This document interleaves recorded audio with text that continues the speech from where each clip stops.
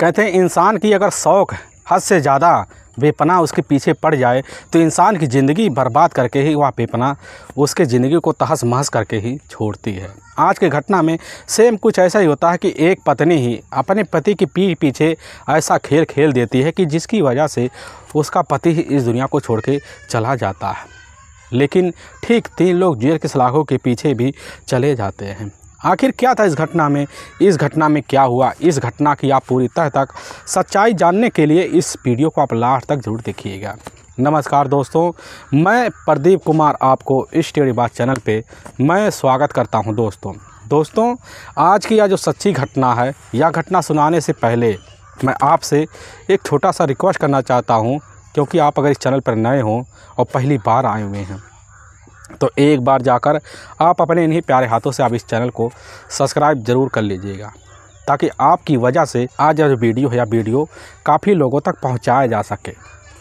और इसके लिए हम आपके तहे दिल से भी शुक्रगुजार रहेंगे। दोस्तों आज की यह जो सच्ची घटना है, यह घटना है मध्य प्रदेश, और मध्य प्रदेश का एक ज़िला लगता है ग्वालियर, और ठीक उसी का ही एक भीतरवर कस्बा पड़ता है। मैं बात कर रहा हूँ ठीक 15 अगस्त साल 2020 का ही।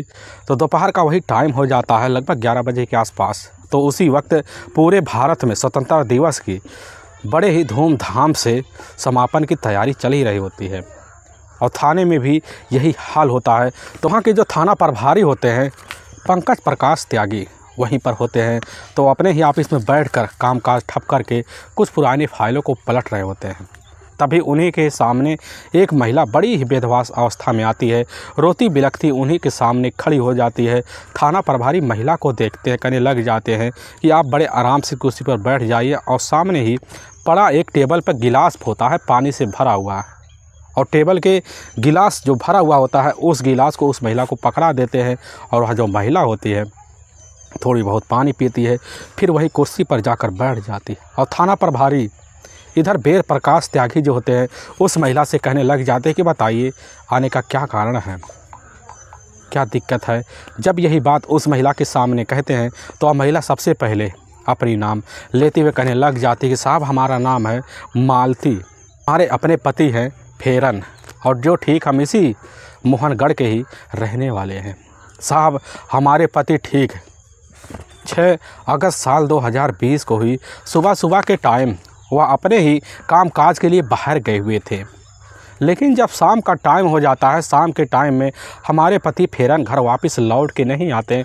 तो उसी वक्त हम सोच बैठते कि हो सकता है अपने यार दोस्तों के साथ कहीं रुक गए हो।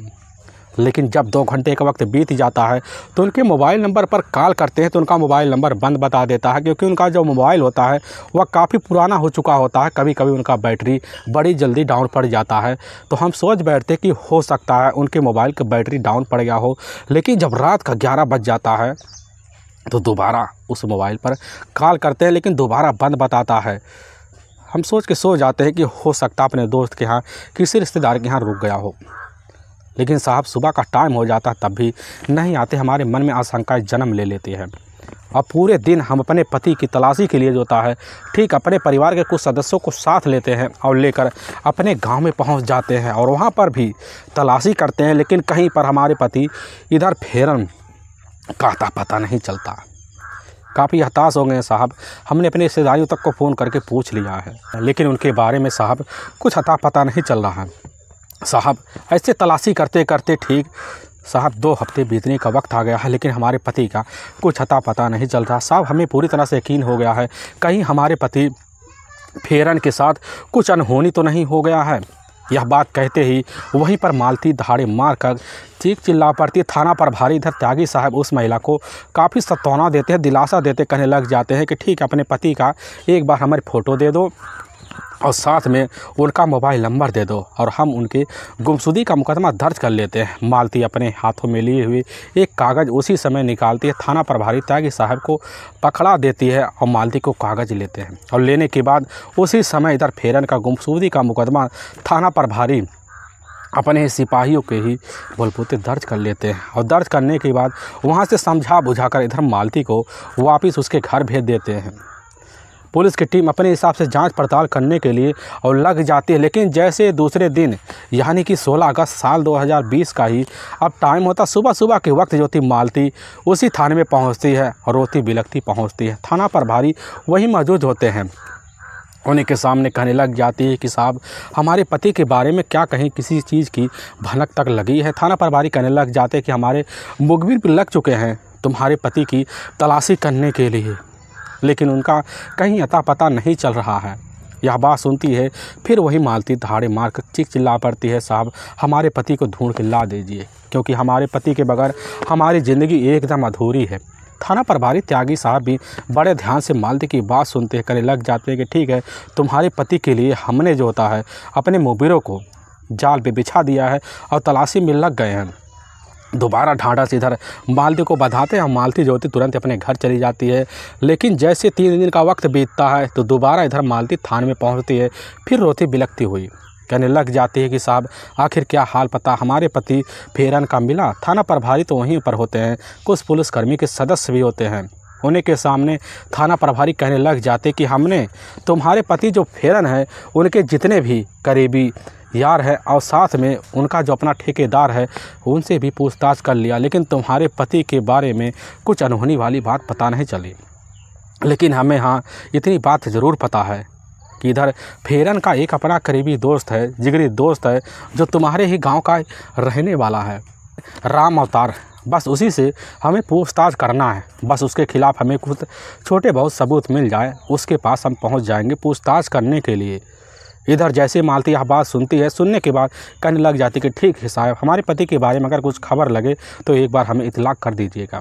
थाना प्रभारी भी होते हैं, कहने लग जाते हैं कि ठीक है मालती, तुम चले जाओ, हम तुमसे बस यही कहना चाहते हैं अगर तुम्हारे पति के बारे में तुम्हें ज़रा भी कहीं शंका हो इसकी सूचना हमें दे देना। अब वहाँ से मालती यह बात सुनकर अपने घर चली आती है और थाना प्रभारी मुखबिरों को और अलर्ट कर देते हैं इस केस की छानबीन करने के लिए और साथ में इधर राम अवतार के बैकग्राउंड को जानने के लिए पुलिस की टीम अपने हिसाब से बैकग्राउंड जानने के लिए लग जाती है। लेकिन कुछ ही महीने को बीतने को हो जाते हैं, लेकिन इधर जो होता है अब फेरन के जो गुमशुदगी का जो मुकदमा होता है फाइलों में बंद हुए पड़े धूल फेंकना शुरू कर देते हैं। लेकिन ऐसे तलाशी करते करते पूरा का पूरा 1 महीने का वक्त जब बीत जाता है, 14 सितंबर साल 2020 को ही इधर मालती जो होती तुरंत ही जाती है, हाई कोर्ट का दरवाज़ा खटखटाती है और हाई कोर्ट में जाकर इधर बंदी प्रत्यक्षीकरण करा देती है। और कराने के बाद वहाँ के हाई कोर्ट में जो जज होते हैं उसी समय एक्शन में आ जाते हैं। इसकी जो होती है उसी समय इतला अपने नज़दीकी पुलिस थाने और भीरवर में दे देते हैं। थाना प्रभारी त्यागी साहब खबर पाते हैं, तुरंत ही एक्शन में आते हैं। एक्शन में आने के बाद जो होता है इधर दोबारा इस केस के सिलसिले पर तलाशी में लग जाते हैं और लगते ही एक्शन में तो आते हैं, खबरियों को और अलर्ट कर देते हैं कि पता करिए आखिर माजरा क्या है। और खबरी जो होते हैं अपने हिसाब से जांच पड़ताल करने के लिए लग भी जाते हैं, काफ़ी जगहों पर खोजबीन करते हैं, लेकिन फेरन के बारे में तभी पुलिस के हाथ कोई सुराग नहीं लग पाता। आखिर पुलिस करे तो करे क्या, फेरन किस जगह और कहां रहने के लिए अब चला गया है। पुलिस अपनी जांच पड़ताल के लिए जो होता है सबसे पहले अब जाकर बड़े अधिकारियों की भी मदद लेती है और जब मदद लिया जाता है तो उन्हीं के ही रास्ते पर पुलिस की टीम अब चल पड़ती है। अभी वहाँ के एसएचओ जो होते हैं संधि साहब होते हैं, उसी समय एक्शन में आते हैं। एक्शन के आने के बाद जो होता है अपने हिसाब से वह भी अपनी टीम के हिसाब से चालाकी भरे कदम उठाते हैं। लेकिन कदम उठाते उठाते पूरा का पूरा 9 महीने का वक्त बीतने का हो जाता है और इसी बीच हाई कोर्ट में दोबारा खबर पहुंचती है। पहुंचने के बाद हाई कोर्ट के जो जज होते हैं एक्शन में आते हैं और इसी चीज़ की जो होता है डांट फटकार लगाते हुए थाना प्रभारी को आदेश देते हैं और थाना प्रभारी तुरंत ही एक्शन में आ जाते हैं। और इसी सनसनीखेज केस के लिए जो होता है ठीक 7 जुलाई 2021 को ही दोबारा थाना प्रभारी त्यागी साहब और एसएचओ साहब दोनों मिलकर पूछताछ करने के लिए फेरन के गांव मोहनगढ़ जाते हैं। वहां काफ़ी लोगों से पूछताछ किया जाता है और तभी पुलिस के सामने कुछ चौंकाने वाले रहस्य निकल के आ जाते हैं। इससे यह पता चल जाता कि फेरन की जो अपनी पत्नी है मालती और साथ में उसका जो अपना जिगरी दोस्त है राम अवतार, दोनों का काफ़ी गहरी दोस्ती है। और इतनी गहरी दोस्ती है कि इधर जो होता है राम अवतार फेरन की गैर मौजूदगी में इधर फेरन के घर आना जाना लगा रखता है। आने जाने की वजह से कुछ दिन बाद झगड़े तकरार होते हैं और पुलिस के मन में जैसे यह शंका किसी मुखबिर के द्वारा घुसती है, पुलिस को यकीन हो जाता है कि बस करो राम अवतार के अंदर कुछ ना कुछ रहस्य छुपा हुआ है और पुलिस की टीम अपने हिसाब से जाती है। ठीक दूसरे दिन राम अवतार को हुई उसके घर से दबोच लेती है, थाने में जाती है। लेकिन जब राम अवतार से थाने में पूछा जाता है इंस्पेक्टर के सामने, तो राम अवतार जो होता है इधर फेरन के साथ अपनी दोस्ती को स्वीकार कर लेता है। लेकिन वह जो होता ना मालती के बारे में कुछ आगे बताता है और ना अपने किसी बैकग्राउंड के बारे में पुलिस के सामने कोई रहस्यमय बात रखता है। अब पुलिस की टीम जो होती है बिना सबूत के वहाँ राम अवतार को उसी वक्त थाने से छोड़ देती है, अपने घर चला जाता है। लेकिन पुलिस की टीम राम अवतार के पीछे जो होता है खुफिया मुखबिर भी लगा देती है कि आगे क्या हालचाल होने वाला है। अब मुखबिर भी अपने हिसाब से इधर जाकर राम अवतार के पीछे पड़ जाते हैं और उसके बैकग्राउंड के बारे में एक एक बात जानने की भरपूर कोशिश करते हैं और उनकी कोशिश बड़ी जल्दी से रंग लाती है। तभी 26 जुलाई साल 2021 को ही दोबारा थाना प्रभारी त्यागी साहब अपनी टीम को लेते हैं और लेने के बाद मोहनगढ़ गांव में पहुंचते हैं और वहां से मालती को उसके घर से और साथ में राम अवतार को उसके ही घर से दबोच लेते हैं और थाने में ले आते हैं और दोनों को अलग अलग बैठाया जाता है, अलग अलग पूछताछ किया जाता है बड़े ही त्रिकोणीय तरीके से। मालती जो होती है पुलिस के सामने यही बात का रट्टा लगा कर बैठ जाते कि साहब आखिर हमारे पति को ढूंढने में आप लोग इस कदर ढीले क्यों पड़ रहे हैं और हमारे ऊपर इस तरह का पहरा क्यों लगा रहे हैं। साहब हम अपने पति के पीछे क्यों पड़ेंगे, हमारा इसमें कोई भी और किसी तरीके का हाथ नहीं है। हाँ लेकिन साहब हमारे ही घर जो होता है इधर राम अवतार का घर आना जाना है, क्योंकि हमारे पति इधर फेरन का काफ़ी करीबी दोस्त हैं और साथ में राम अवतार और फेरन का इतना करीबी दोस्त है कि दोनों शाम को बैठकर हमारे घर में साहब महफिल जमाते थे। यह बात मालती से सुना जाता है और मालती के द्वारा इस बात की जो शिकायत होता है यह जाकर राम अवतार से किया जाता है। राम अवतार जब सुनता करने लग जाता है कि साहब इससे आगे हमें कुछ पता भी नहीं है। थाना प्रभारी दोनों को चेहरे को बड़े ध्यान से देखते हैं लेकिन उनके मन में शंकाएं पर शंकाएं जन्म लेना शुरू कर देते हैं। तो पुलिस की टीम जो होती है अब बड़ी एक्शन में आती है, बड़े साथी तरीके से अपने अंदाज को आजमाती है। तो उसी वक्त इधर मालती के सबसे पहले मोबाइल नंबर का पूरा CDR डिटेल निकाला जाता है, लेकिन उस CDR डिटेल में कोई अनजान नंबर निकल के नहीं आता। इसीलिए पुलिस की टीम अपने हिसाब से गांव में जाती, काफ़ी लोगों से पूछताछ करती है और लेकिन जब पूछताछ किया जाता है तो उसी वक्त पुलिस के सामने एक और चौंकाने वाला रहस्य निकल के आ जाता है। आने की वजह से अब पुलिस की जो टीम होती है और दोबारा ठीक एक हफ्ते बाद इधर मालती को और साथ में राम अवतार को उसके घर से दबोचती है और थाने ले आती है। लेकिन जब थाने में दूसरी तरफ राम अवतार को बैठाया जाता है और मालती को बैठाया जाता है, बैठाने की वजह से दोनों से अलग अलग तरीके से पूछताछ किया जाता है।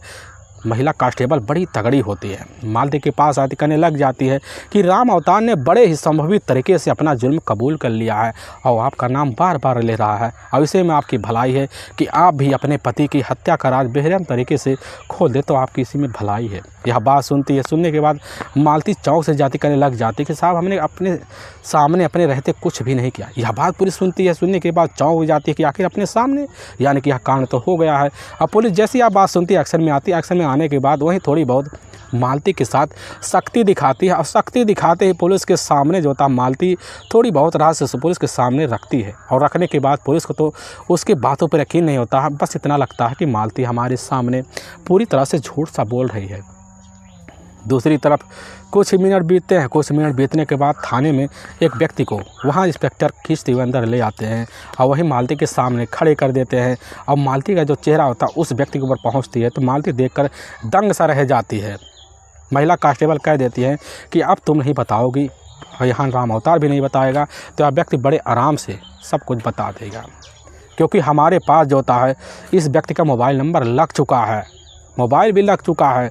वह मोबाइल तुम्हारे पति फेरन का ही है और उसमें तुम्हारे जिगरी यार के नाम से नया नंबर उस मोबाइल में डाला गया था।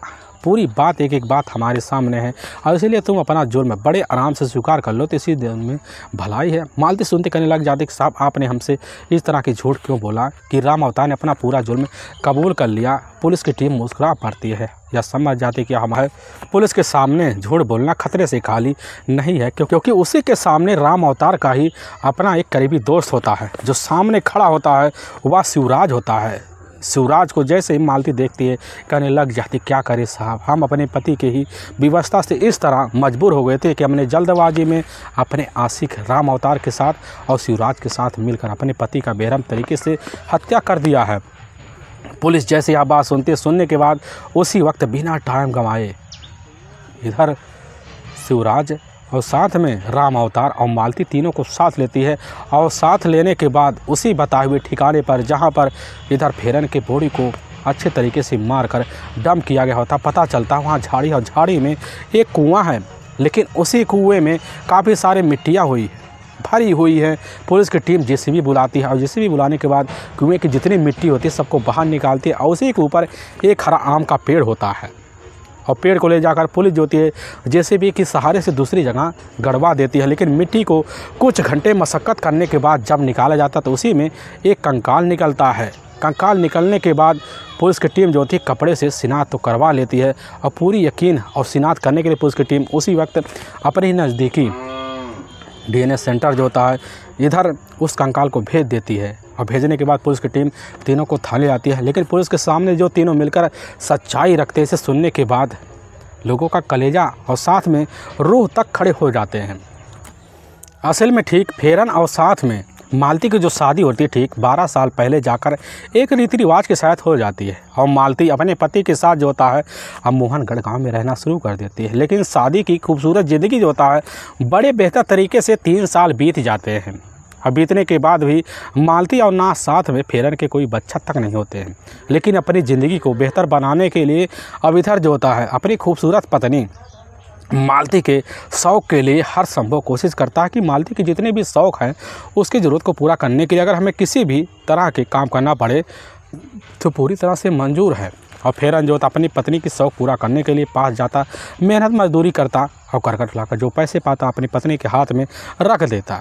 और मालती अपने शौक़ को पूरा करने के लिए उस पैसे का भरपूर उपयोग करती।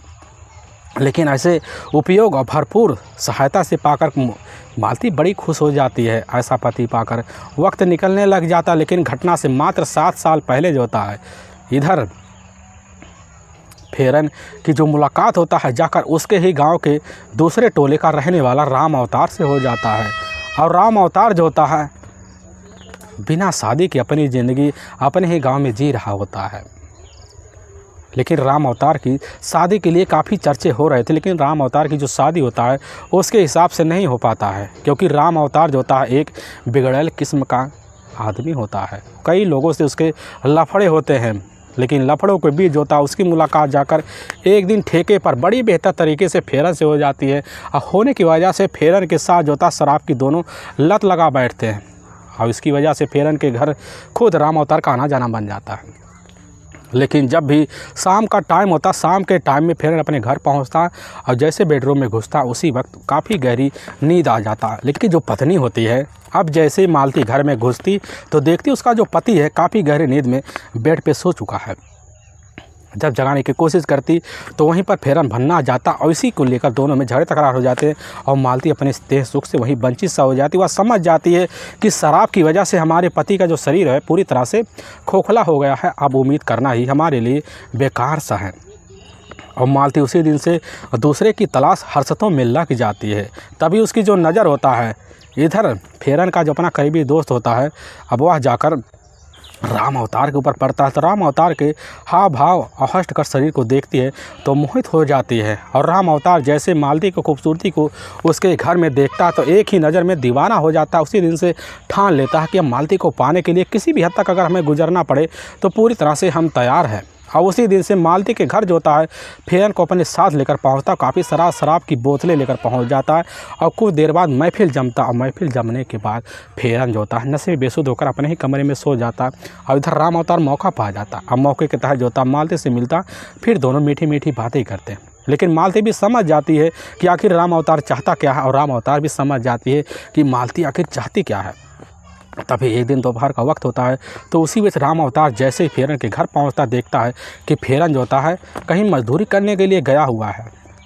और वहीं बेडरूम के ही साइड में एक रसोई होता है, वहीं पर खाना बनाती हुई मालती दिख जाती है। राम अवतार जाता है और इधर मालती जैसी नज़र देखती है, देखने के बाद इशारा करती है और वहीं मालती राम अवतार को अपने साथ लेती है और बेडरूम में जाती है। फिर वही अपने रिश्ते को अंजाम दे देती है। लेकिन एक बार रिश्ते को अंजाम देने के बाद मालती को बड़ी ही तृप्त स्वभाव की अनुभूति होती है। यह एहसास कर उसी वक्त अपना दूसरा जो पति होता है राम अवतार को मान लेती है। और उसी दिन से जो होता है पति के ही गैर मौजूदगी में मालती का अपने बेडरूम में रोज़ का संबंध बनने का सिलसिला चालू हो जाता है। इधर जब राम अवतार को ना मौका मिलने की वजह से जो होता है राम अवतार मार्केट में जाता, काफ़ी सारा शराब की बोतलें ले आता है और उसके पति फेरन को इधर उसी शराब की बोतलों के शराब से नशे में बेसुध कर देता, ले जाकर उसके ही बेडरूम में सुला देता। फिर उसके ही बगल में उसकी जो अपनी पत्नी होती मालती के साथ खुद मालती की सहमति से राम अवतार रिश्ता रखता। अब यह रिश्ते का जो सिलसिला होता है बेधड़क चलने लग जाता। ऐसे चलते चलते लगभग अब 7 साल का वक्त बीत जाता है और ना इसकी खबर कभी जो होता है फेरन का अपने जिगरी दोस्त राम अवतार के पास हो पाता है और ना अपनी पत्नी के ऊपर हो पाता है, क्योंकि राम अवतार और साथ में मालती ने दोनों मिलकर अपने ही पति के आंख में धूल इस तरह झोंक रखा होता है कि अपने दोस्त के अलावा किसी पर विश्वास करना भी नहीं चाहता था। लेकिन वक्त बड़ी तेज़ी से भागता है। एक दिन ऐसा करवट लेता है कि तभी जैसे ही दोपहर का टाइम होता उसी वक्त मालती जो होती है, अब मालती आती हुई बाज़ार में राम अवतार को दिख जाती है। तो राम अवतार उस समय साइकिल पे होता है, लेकिन राम अवतार का एक हाथ जो होता ही नहीं है, सिर्फ एक हाथ से अपनी ज़िंदगी अपने परिवार का खर्चा बर्चा चला रहा होता है। उसी से पूरे घर की जिम्मेदारी राम अवतार उठा रखता है। एक हाथ से साइकिल चलाते हुए दिख जाता है तो वहीं पर मालती भी दिख जाती है। अब मालती जाकर राम अवतार से कहने लग जाती, तुम गाँव जा रहे हो? तो वहीं राम अवतार कह देता, हाँ आपका जो सामान हमें दे दो, हम आपका सामान घर लेकर चले जाएंगे।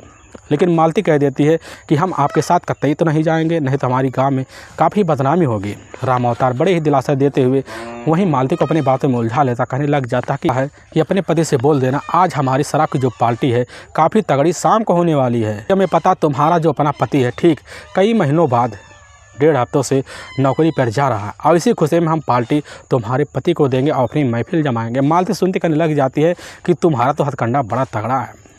और जैसे ही वहाँ से मालती यह बात कहती है, कहने के बाद राम अवतार मालती के कुछ सामान लेता और ले जाकर उसके आंगन में रख देता है, फिर वहाँ से इधर चला जाता है। लेकिन जब शाम का टाइम होता है तो मालती बाज़ार घूमते घामते अपने घर पहुँचती है और जैसे ही दरवाजे के अंदर जाती है तो वहाँ जो सब्ज़ी रखा उसको टोकरी वाला सहित उठा लेती है। उसके सामने उसका अपना पति होता है। फेरन को देखती है, कहने लग जाती है कि तुम्हारी जो नौकरी लगी है हमें लग रहा हमारी ज़िंदगी इसके बाद बड़ी खूबसूरत चलेगी।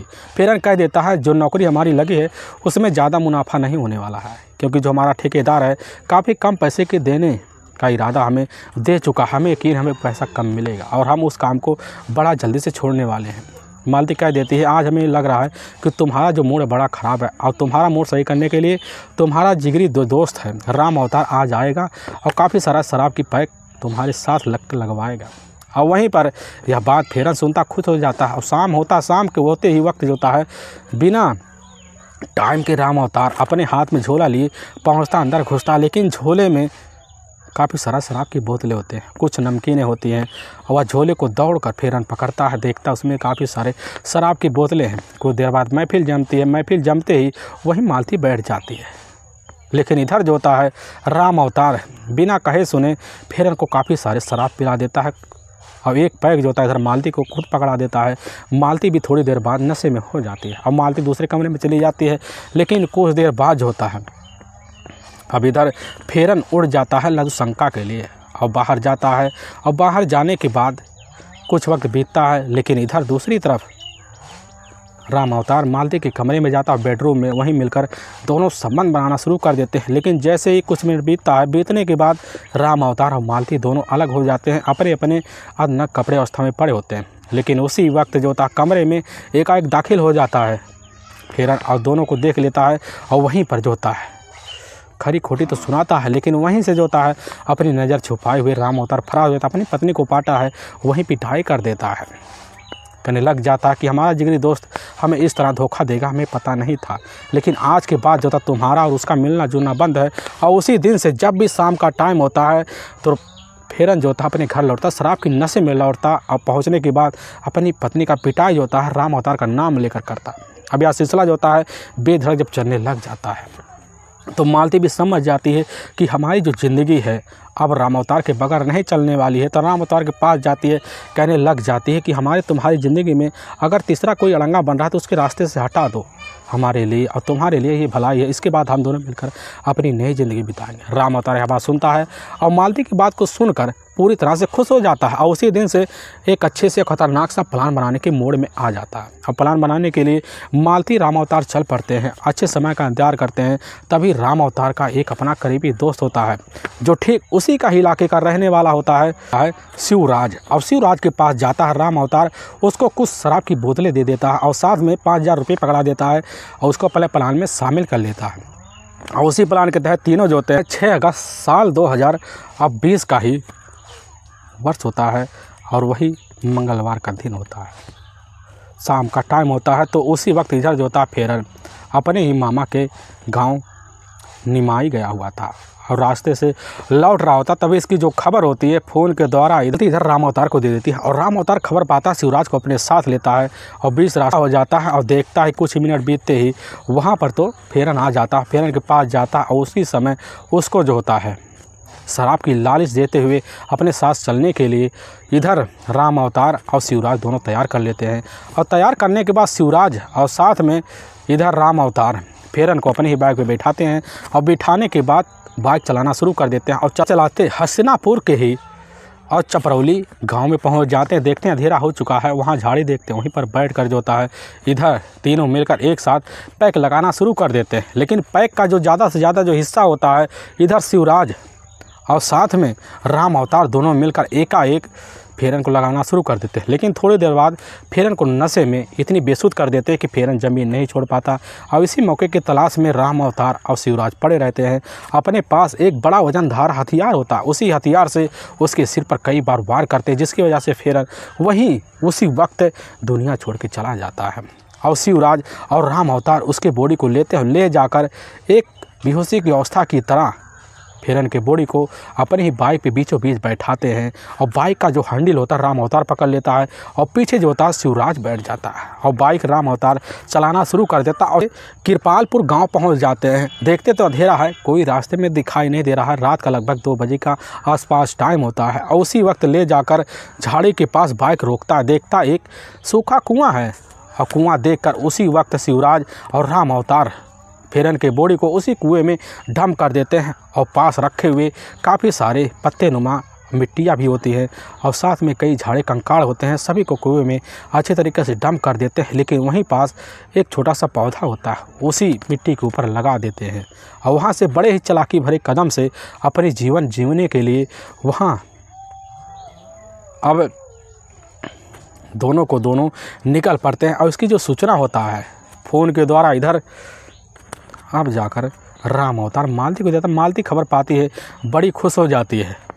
खुश होने के बाद इधर जैसे 9 दिन का वक्त बीतने के बाद अपने नज़दीकी पुलिस थाने में जाती है। बड़े चालाकी भरी नाटक भरी कदम जो होता पुलिस के सामने रखना शुरू कर देती है। लेकिन पुलिस जो होती है जब अपने हथकंडे पाती है तो मुखबिर के द्वारा यही पता चलता है कि जब से मालती का जो अपने पति है फेरन इस दुनिया को छोड़ कर चला गया है, तब से मालती का जो होता है रोज़ का रात्रि राम अवतार के ही घर में बीतता। यही खबर मुखबिर के जब हत्थे चढ़ता है तो पुलिस जो थी एक्शन में आती है। एक्शन में आने के बाद पुलिस की टीम बिना टाइम गंवाए पूरी जानकारी निकाल लेती है और पुलिस के सामने जब यह सच्चाई एक तहरीर यानी कि मालती और साथ में शिवराज और साथ में राम अवतार की तहरीर पढ़ाता है, इसे सुनने के बाद पुलिस का कलेजा थर्रा सा जाता है।